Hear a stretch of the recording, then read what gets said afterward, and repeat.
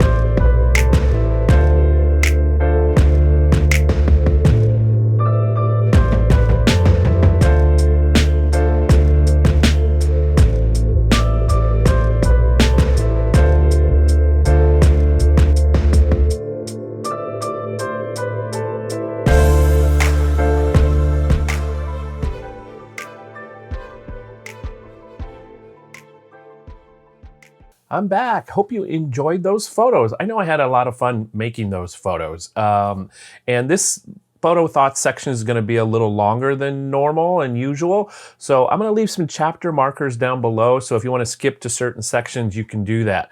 So here's what I'm going to do in this photo thoughts section, this outro, if you will.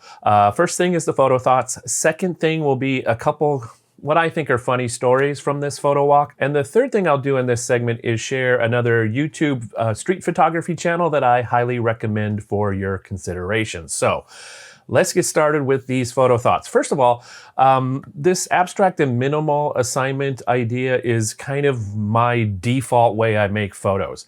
So I even have a sign here that says you can never have too much minimalism. I'm not sure if I said that, but my initials are on the quote. So there you go. Here's the story behind that. When I got serious about photography about 15 years ago and started digging deeper into understanding the technical side for the creative results, I naturally gravitated towards creating these kind of minimal and abstract photos for a couple reasons.